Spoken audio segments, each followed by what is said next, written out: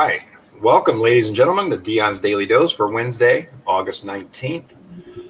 A lot to cover today. There is just so much going on. First, before we get started, I want to tell you we're planning on having a meet and greet soon. We're looking at a number of locations where we possibly can have it, but I want to do something a little bit different, a little bit different than the standard normal political things that you normally see. Let me know what you think. We're actually thinking about contacting Frosty Boy here in Michigan City and seeing if they'd be interested in doing kind of an outdoor meet and greet style. We'll pay for a cone. Come out, bring your family. Get a chance to meet what I hope is your next state representative for the area, and something a little bit different, right? It's outdoors. So there's not a huge amount of seating there, but I'm sure we could come up with something. There's a big parking lot. People can hang out by their vehicles, maybe have a little bit of music. I don't know, something. Let me know what you think. I think it'll be a good idea. The wife thought of it. I think it'd be something interesting, right? So get the banner going there, the website. Let me show you kind of what's going on here. For those of you who have not seen this, my Goodyear. Oof. So allegedly, yeah, right, with the legal mumbo jumbo and all that stuff. So Trump actually said that Goodyear, there was this thing that was shown where it was Goodyear's policy that they would allow certain things but would not allow other things, right? So Goodyear responded. They said, this was 8 hours ago, Goodyear became the focus of a conversation that created some misconceptions about our policies and our company.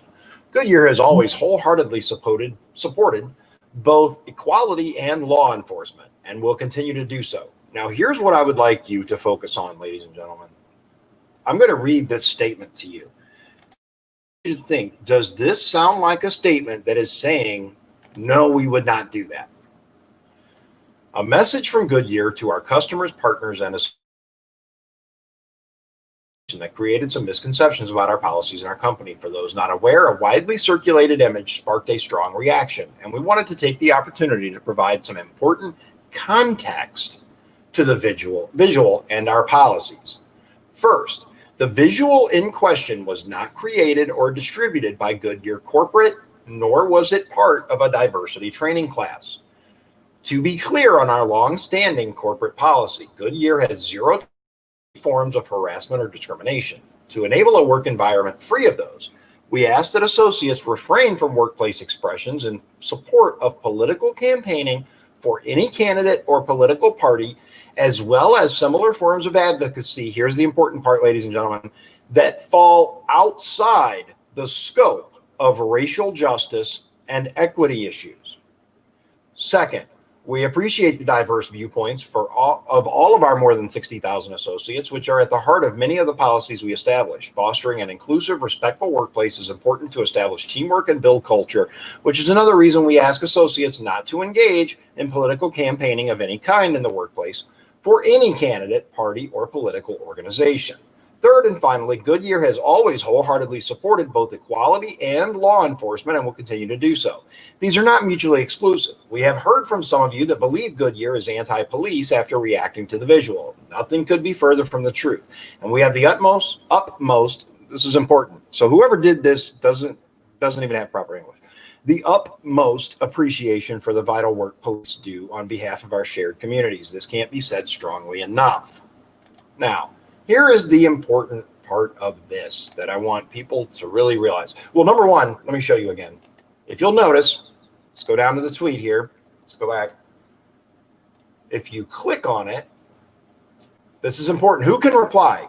People at Goodyear mentioned can reply. They hid public comments. You cannot comment on this thread. They don't care about your opinion. They don't care what you have to say. The leaders have spoken. That's it. It is over. this is an issue. It really is, and I think it's very, very important that you reference the content of this statement. We don't allow things unless it has to do with racial or equity. Really? So it's okay to wear just basically like the graphic said. BLM merchandise is fine. Blue Lives Matter or All Lives Matter is not. They did not deny any of this at all. I think that's very, very telling. Moving on, let me show you the article that I referenced.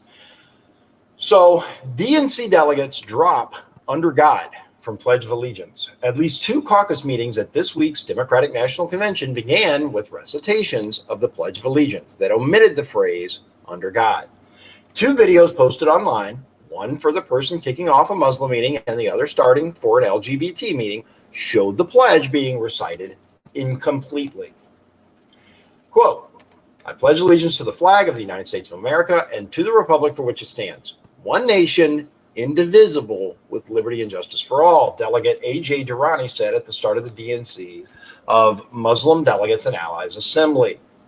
Among people who attended the Muslim Assembly, according to David Brody of Christian Broadcasting Network, were Senator Bernie Sanders, Rep. Rashida Tlaib, and DNC Chairman Tom Perez.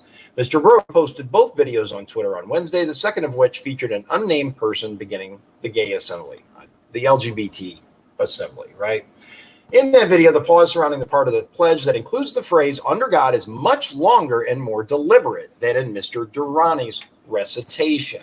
As a matter of fact, I will show you the video that we're talking about here. Let's go back, if I can find it. Whoops. There, let me get back to it here. Sorry about that. Okay, so here it is right here. It's both of them are very short. I'm going to show you. Hopefully you can hear. Start back here. Pause. It's all the way up. Here we go. Hello, everybody. If you don't have a flag, I have flags here right in front of me. Oh. Please place your hand over. Hold on. Let me restart this. Sorry, I think I forgot to share it. I did. I am not perfect. I will fully admit that. There we go. Here it is. This is the tweet is from David Brody with Christian Broadcasting Network, and the video here is allegedly from the Democratic National Convention, and the LGBT caucus purposely leaves out the words under God. If you watch this, it was definitely purposeful. Here we go. Sorry about this. Starting over. Hello, everybody. If you don't have a flag, I have flags here right in front of me. Please place your hand over your heart.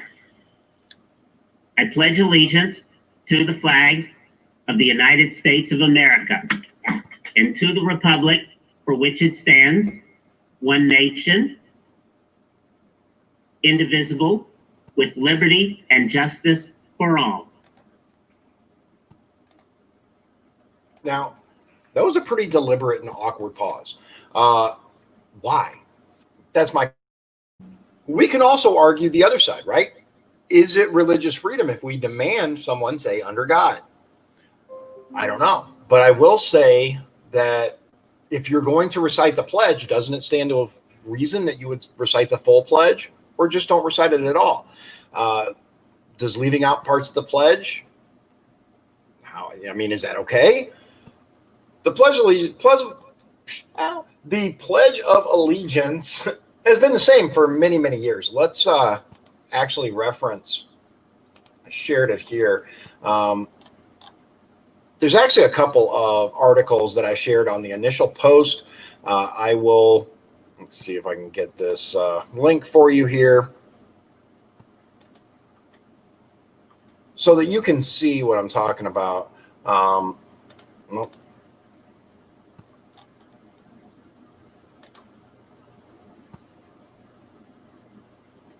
I don't know if I can find it. Anyway, trying to, well, I can't get it. But if you go to my page, it's listed. I don't know why. It's Business Insider did a good kind of a deep dive on it, where you can learn kind of how the pledge evolved over the years. And again, I ask, where does it come from, right? Is it wrong to say the incomplete pledge? Is it wrong to leave something out of it? If you're going to say it, shouldn't you say the whole thing, etc.? Let me turn this one down. Boom. And I guess it really comes down to, again, I've said this before, and I can't reiterate it enough. This election is truly for the heart and soul of our country. It is really going to make a lot of serious changes, depending on who gets elected, right? Left or right. We have calls from people on the left to defund the police, to replace our police, to get rid of them completely. I don't know, ladies and gentlemen. We have a lot of things that need to be decided. I'm going to tell you this, though, and I've been all across Northwest Indiana. I've been to Hobart. I've been to Hammond, Lake Station, Maryville. I have been, obviously, in Michigan City, Trail Creek, knocked doors in Chesterton and the Pines, Long Beach. And I have seen one Joe Biden yard sign. One. I have seen, I would say no more than 5 Joe Biden bumper stickers, and I do a lot of driving, right? All across, going to various events, going to meet people, going to knock doors. I go to a lot of places, right? I've seen a handful, and legitimately a handful, 5, right? Bumper stickers for Joe Biden. More Bernie bumper stickers than I have Joe Biden bumper stickers. Now, part of this is he was only recently confirmed, right? How many signs are going to start seeing? There's an official ticket. I think it'll be interesting to see. Let me ask you this, ladies and gentlemen, and this is something that I've talked about before, but it really does give me pause. Are you, when you see, like, for example, a Joe Biden yard sign, right? Are you instilled with the anger, the rage, the desire to go and hurt the person that put that sign up? Of course not. I'm not, right? I'm a loving person. I like people, right? But why then do we hear from so many people that are like, oh, red hat is hate speech, and Trump supporters are dangerous, demented, and all these other ridiculous claims, when we do not have the desire to hurt anyone who praises Biden, because it's their right, regardless of how silly we think Biden is and all of that. Michael, I think you're right, but I think it's really important that we remember, get out there and vote. And it's more than just the presidency at stake here. All down the ballot, from our local mayors and representatives, our school boards, our councils, all the way up to the presidency, the heart and soul of this country is at stake, because we've had 3 people leave the DNC just in Northwest Indiana and just in the last few weeks. Let me get to the article. I'm sure you've seen it, but if you have not, Lowell Town Council President Mike Gruska also switched. This was after the Hobart Mayor, Brian Snedeker, changed parties. And another gentleman who for some reason hasn't been mentioned at all, I believe he's on the council. Oh boy, where is it?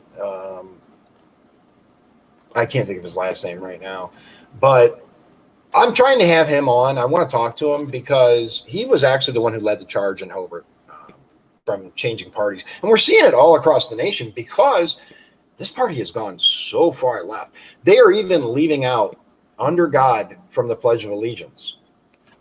By doing this, do you believe that they're trying to connect with middle America? Because I don't know about you, but I've always said the pledge. I've always said the words.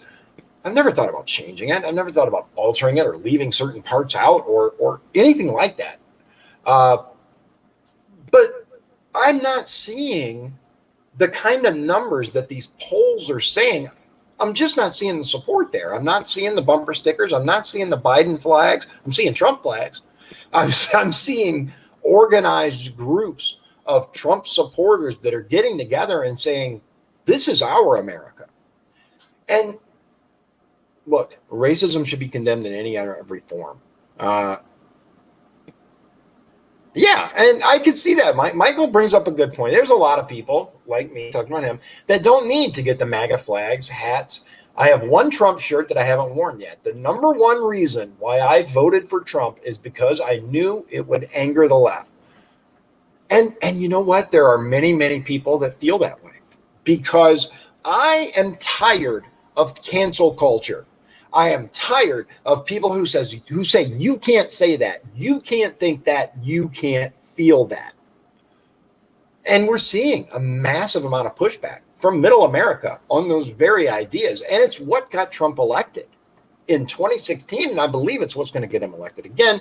But again, we need to get out and vote. We need to make our voices heard at the polls. If you don't like Trump, if you honestly, and let me just cut to the chase on this, because I do talk to a lot of lefties. I do talk to a lot of Democrats that are out there, because it's going to be important. Being a state representative, I have to represent everyone, left and right.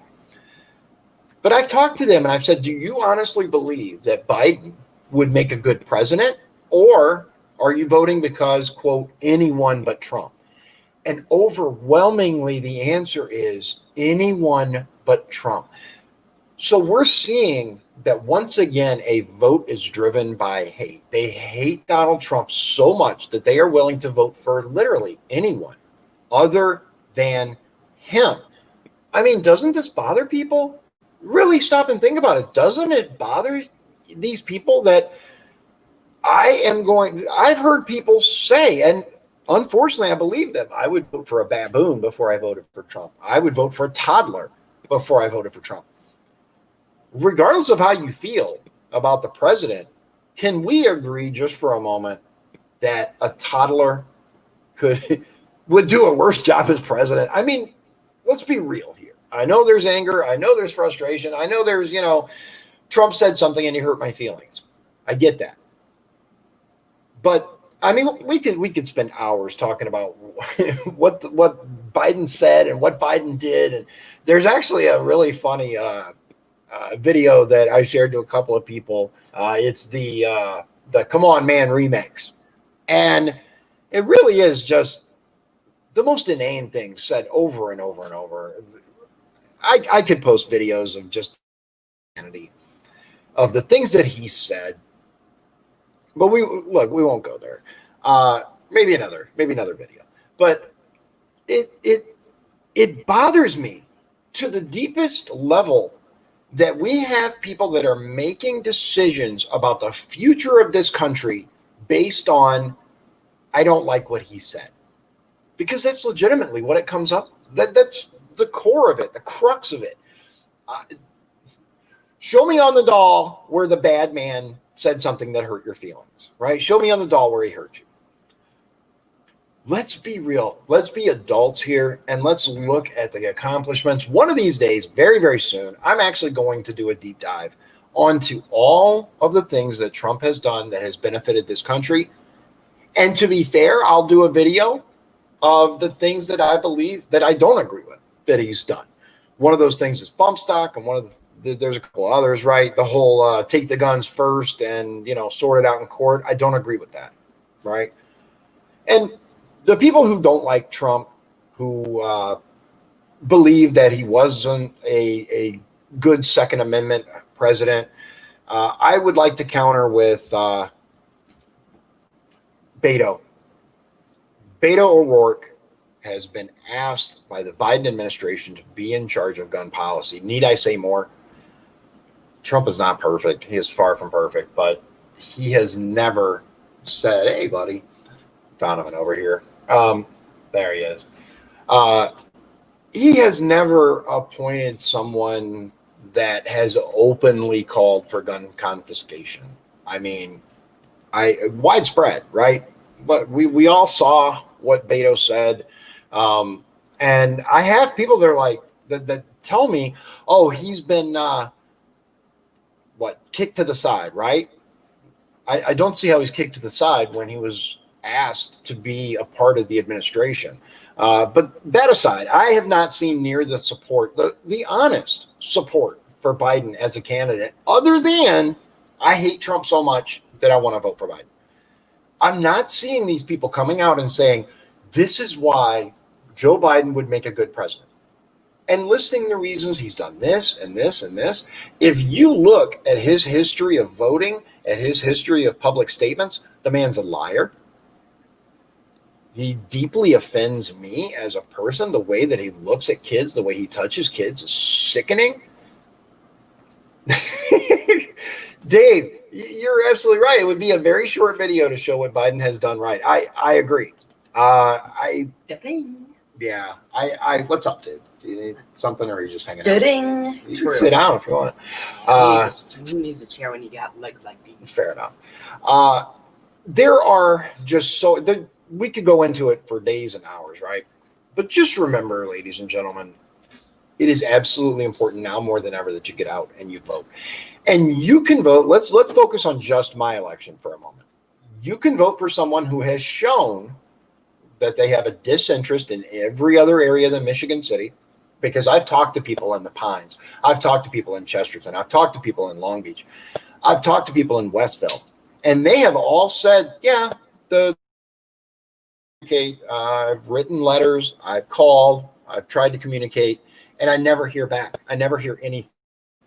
I give my direct media, social media contacts. You can get in touch with me. I answer all my messages personally. True.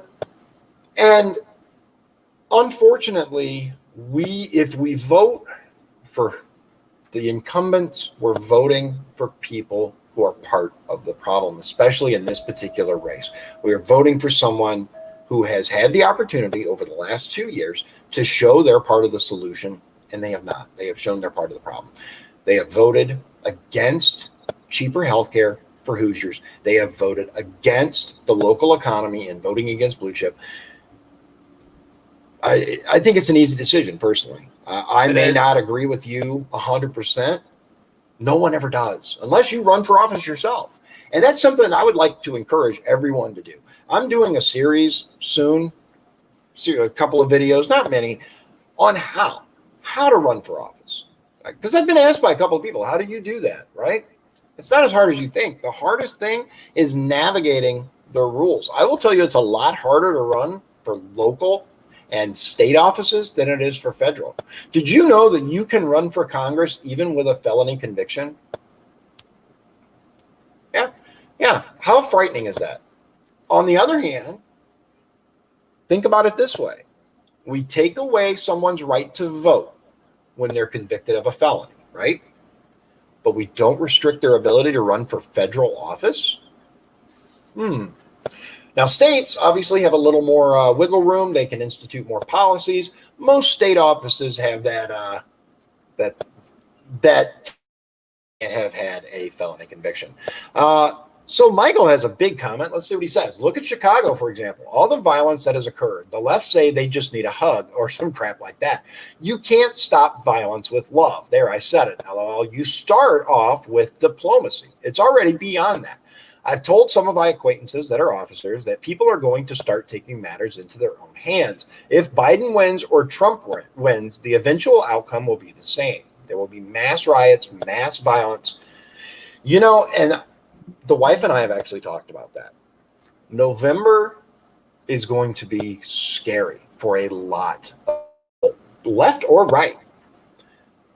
Regardless of who wins, there is going to be a segment of the population that is going to be concerned.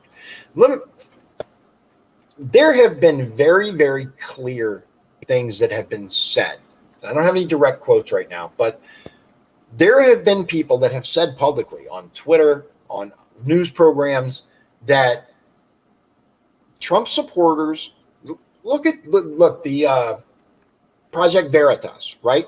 They released the videos of the Bernie organizers who have said, Bernie wins, we're going to round up Trump supporters and send them to re-education camps. Now, we can talk about why that's crazy. We can talk about where that came from, but it all comes down to we don't think like that. Trump, and seriously, even the most extreme of us, do we want to round up people and put them in re-education camps? No, I'm a personal believer in personal freedom, right? I believe you have the right. That's what I love about this country. You have the right to think and believe whatever you want. As long as you don't hurt me, as long as I don't hurt you, we can agree to disagree. But this is actively wanting harm on people. They are wanting to round people up and put them in camps. Seriously? And those are the people that legitimately I'm concerned about when they don't get the result that they want in the election. Let's look at 2016. We had all these students marching and, carrying their signs, not my president, freaking out on social media. You better fix this. Fix what? An election? If you think it will be better in 2020, we're still going to have those triggered individuals that just refuse to accept it. We're still going to have those people that think that there's something that should change, that they can do to change it. If they march in the streets, they'll roll back the election. If they start hurting people, then things will change. And it's concerning. It's absolutely concerning. I can't even imagine living in a large urban area like New York, Chicago, LA. I mean, we've seen people that have been pulled out of their cars and beaten because the person suspected that they were a Trump supporter. I don't see anything like that happening on the other side. That's what it comes down to. And again, I'm not seeing real legitimate support for Biden. The DNC, I couldn't even watch it. I actually didn't even know about these videos that I shared earlier until I saw it on the article. I was like, wait a minute, what? What? It's absolutely insane. It really is disturbing on a personal level to see okay with this kind of thing. We've even seen it when President Trump's younger brother passed away on social media. The hashtags that were trending were sickening. Twitter will block and ban any mention of the letter Q, but they will not pull these posts down. They will not violate people for Twitter's own rules. That is what it is. Hey, good to see you. Look, I'm telling you, it's one of those things that no matter who wins, there are going to be people that are very, very upset.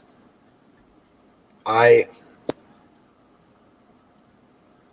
concerned, and I'm going to tell you why. I'm concerned, not for me. I'll be fine. My family will be fine.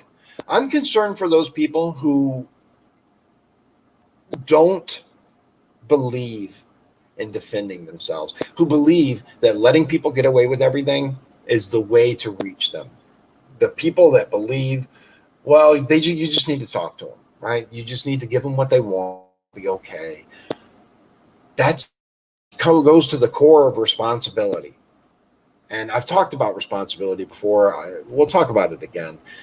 But what it legitimately comes down to is there comes a time in every event, in every person's life, where they have to take personal responsibility for the things that they say and the things that they do.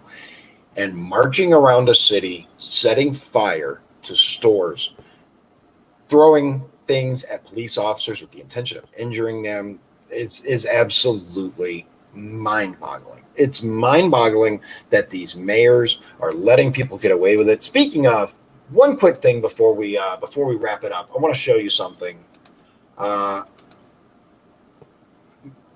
Across the nation, ladies and gentlemen, people are they're starting to have enough, and we're seeing this not just locally, right? Because we know locally, I've had people that tell me, "Look, I just don't want political crap. I just don't want the dodgy, ride the fence answer. I want someone who's going to look at me and tell me the truth." Especially in the Pines, right? What's your stance on this? And I told them, they were like, you know what? I don't agree with that, but thank you for just telling me like it is. Thank you for not trying to ride that line and do this and do that. You got my vote just because you're a straight shooter, right? And you're absolutely right, Michael. Remaining silent on these issues, it makes it worse. We have to stand up and we have to make our voices heard. Yes, voting is one way, but we also have to tell people what's on our minds, because the great unwashed masses of the Midwest, we're finished. Let me show you what I mean. There it is. So in Oklahoma, a group gains enough signatures to recall the mayor who slashed police budget. Norman, Oklahoma, a group that launched an effort to oust an Oklahoma mayor who voted in June to slash police department funding, has claimed to have gathered enough signatures on its recall petition, according to a report. Norman Mayor Bria Clark, a Democrat, did not comment Friday on the effort to force her recall and a vote in January, the Oklahoman reported. A group called Unite Norman spent weeks gathering signatures on the recall petition. The deadline for filing the petition was Friday, the paper reported. The group said it gathering signatures from 20,560 Norman voters. They needed at least 18,124. What we just did was historic, Unite Norman co-founder Russell Smith told supporters outside City Hall. It's about the issues here in this town, he said. It's about taking our town back. It's about not having radicals in power. It's about centering the shift. And this is also this, ladies and gentlemen. He also said about 30% of those signing the petition were Democrats. So it wasn't simply Republicans trying to oust the mayor. People have had enough. Across the nation, we're done. We are done with the radicalization. We are done with the far left policies saying kumbaya, as long as everybody gets the same result, that's equality. And it's not. Opportunity is equality. And we could go on and on and on. There are so many things that we could do. And Jim does a good job of saying the mainstream media has been on a professed wild goose chase to collect whatever dirt possible on the administration. Allegations of all kinds of stuff. Likewise, with the next generation woke SJWs we see now, it's quite disturbing. And it is, because let's face it, all these things coming out right now. There's this book, right, by Cohen and all this other stuff. Let's remember that the FBI was literally spying on the Trump administration, the campaign, and then the administration. If there were true, honest crimes that took place, don't you think we would have heard about it by now? Don't you think that they would have put it forward and said, look, we got him. No. I'm not going to keep you anymore. I appreciate you hanging out with me. We're going to get more in depth into the social justice warrior crusade, the left v right, and all of that. We also have some awesome guests coming on soon. I want to keep you in suspense too much longer, but I'm just trying to line the dates up. If you didn't see the lieutenant governor debate, let me get you that. What's up? I thought you were ending it. No, almost. I want to. Let me give you this. Let me give you this link, because I do think it's important that you watch this. It's an hour long, but it's mind-boggling. Like, I'm going to tell you. Hold on. Let me get the link so that I can share it with you. There it is. Okay. All right. Here is the link. Okay. Boom. Boom. All right. The Indiana Lieutenant Governor was held by the Indiana Ag Elect. It was hosted by several farming groups.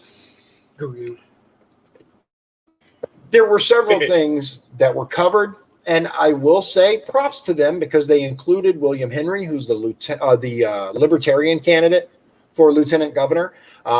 Initially, from my understanding, he was excluded, but then people got in touch and were like, "Hey, that's not fair." So he was actually included in the debate. Let me just say this: we actually had someone start crying. You should watch it. It's towards something about being lost in a cornfield or something, and actual tears. You can't make this stuff up. This is 2020. Yeah. I will say Suzanne Crouch initially was very nervous, our lieutenant governor. I think she did a good job. I do. I think that she had an entire, administration's worth of things that the Holcomb administration has actually done for farmers and put forward. But there were some things that they could have done better, I believe. My personal opinion, William Henry was the Libertarian candidate, and there was one particular question that was about hemp. Michael, let me say this. Listen, everyone, let me state, everyone has an open invitation to appear on my show. If you would like to be on, all you have to do is email me and let me know. Where's it at? There it is. If you want to be on the podcast, if you want to be on the show, because I think it's far more interesting to have a conversation than just listen to me ramble for a while. Definitely. Yeah. That said, summarize real quick. You won't regret it. This debate was just, they kept messing up Henry's name, but let me tell you, the question was about hemp, and if we could do more to allow Indiana farmers to utilize that massive market. I think William Henry went too far to the left with marijuana legalization and stuff like that, instead of focusing on hemp as a economic boom for the state, because I think it is. Personally, I would like to see hemp, not marijuana, hemp utilized as the massive cash crop it could be. But that's just my personal opinion. You should watch it. Seriously. Let me know what you think. I'd be interested in your opinions. Thank you very much, ladies and gentlemen, for joining me. I'm going to do one just on my best parts, my favorite parts of the debate. Hopefully someone can break it down for me. I'm also looking for an intro and outro for the show that I can get going. A couple of people I'm talking to about that. I want to spice it up, make it cool. But that's it for now. Thank you very much. Do you want to? Okay. So with that, God bless you. God bless Indiana, and God bless the U.S. of A. And remember, the birds work for the bourgeoisie.